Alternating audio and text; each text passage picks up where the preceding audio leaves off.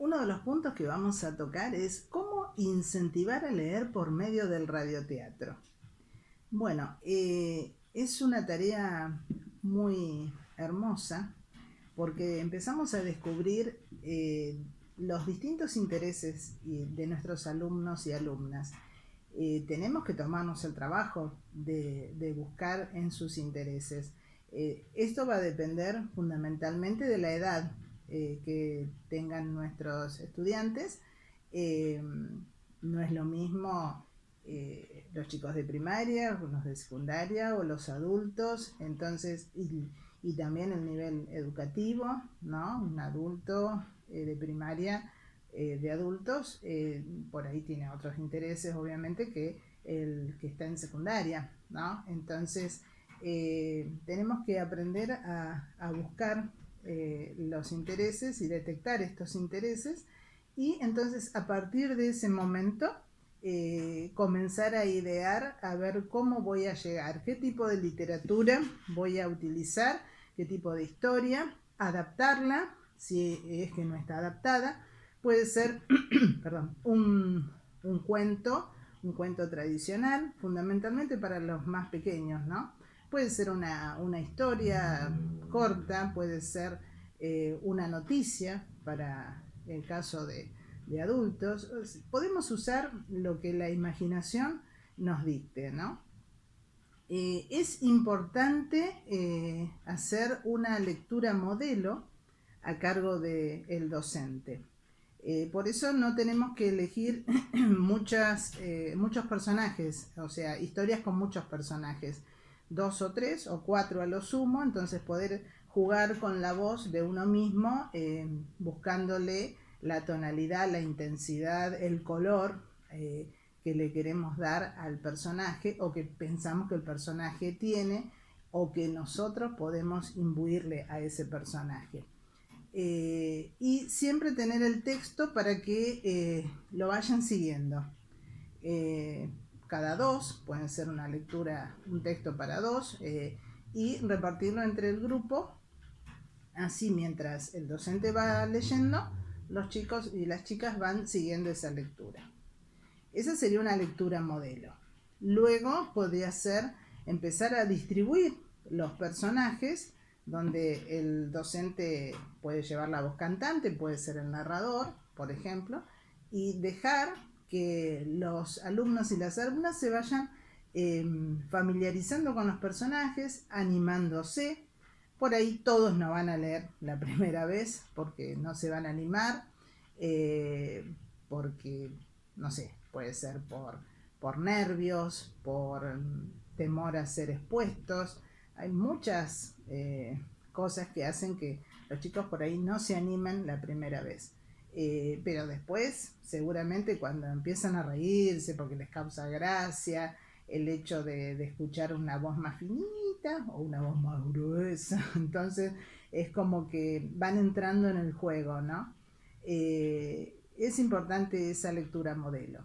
Y otra cosa muy importante es grabar, no digo el primer día, pero sí en los días subsiguientes, cuando estamos practicando esa lectura, poniéndole cada vez un poco más de color, de gracia, de ganas, ir grabándola para ir viendo cuál es la evolución de la lectura que hacen los chicos, ¿no? Que van teniendo los chicos y las chicas. De la lectura y de la comprensión, porque va a mejorar la lectura a medida que la comprensión va mejorando, que vamos comprendiendo mejor e interpretando mejor a ese personaje, poniéndonos en la piel de ese personaje, poniéndonos en la piel con la voz, pero a veces también con el gesto, porque el gesto acompaña también al personaje. Otra de las cosas que son muy importantes al momento de la lectura es tener muy en cuenta y ponerlo como uno de los ejes principales, ¿no? Y de las reglas principales, diría yo, es el respeto de la puntuación. Eso es fundamental. ¿Por qué? Hay que tenerlo en cuenta. Porque la puntuación va de la mano directamente con la respiración. Entonces, un parlamento puede malograrse totalmente, o un personaje no lucirse porque respiró mal, porque no hizo una buena puntuación, o sea, no respetó la puntuación. Ese punto y aparte, que es una pausa larga, que nos permite volver a tomar aire y empezar a ir diciendo el próximo parlamento, o las distintas, por ejemplo, las distintas pausas que nos marcan las comas. Entonces, hacerles entender esto es una de los pilares, es una de las bases para una correcta lectura. Abuelito, abuelito, ¿estás ocupado? Queremos que nos cuente otras de tus historias de cuando eras joven. ¿Qué alboroto es este? ¿No estaban jugando en su dormitorio?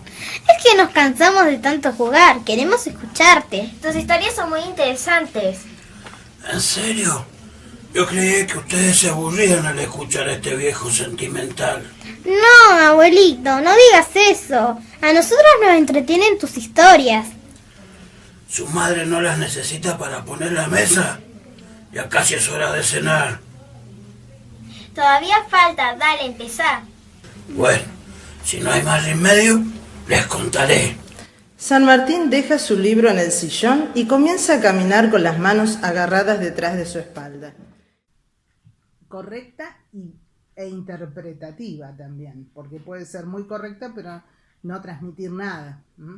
Es importante tomar conciencia de cuál es el personaje que tengo, cómo tengo que ir dosificando mi aire para poder llegar al punto en forma exitosa, ¿no? Y no jadeante o sin ningún tipo de aire, entonces se arruina toda la historia, ¿no? O el personaje y se malogra. Y bueno, entonces decía que si tenemos en cuenta esto, o sea, el interés, la lectura modelo, la respiración, la propuesta de la obra, hay que hacer una buena elección de la obra, de qué es lo que quiero que leamos entre todos, hacer una lectura comunitaria, y los roles, por ahí alguno va a querer ser siempre el personaje principal, y otros no van a querer leer nunca, pero la idea es que vayan rotando. Alguno puede hacer los efectos sonoros, que se pueden construir perfectamente con elementos de la vida cotidiana, elementos de desecho, como pueden ser esas botellas, ¿vieron?, de PVC, que son las de jugo o de agua. Entonces se puede soplar y hacer un sonido, por ejemplo, del viento. Por ejemplo, acá tengo no estoy haciendo publicidad, pero bueno, una botella de PVC que voy a hacer el viento. Sí, cierran los ojos porque si no me va a ver una persona soplando en una botella, que no tiene ningún tipo de gracia.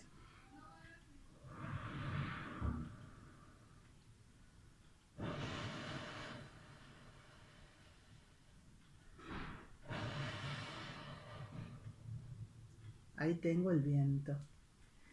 También, esto lo puede hacer algún chico que por ahí no se animó a leer. Entonces puede hacer el viento. En el momento que dice que se levantó un viento tremendo, o puede ser una brisa suave o un viento muy fuerte.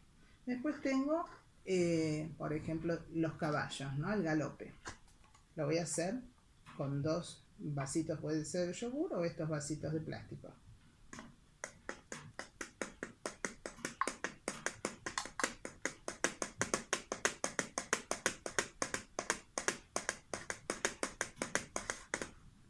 Ese va rápido, este va más lento.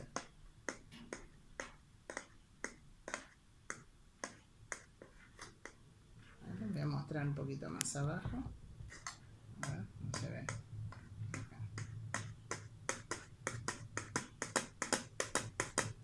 Bueno, y esto les aseguro que a ellos les encanta. Habíamos dicho que es importante jugar con las voces. Esto va a ser divertido, los va a motivar y van a tener ganas de seguir leyendo, que eso es lo que queremos lograr, ¿no?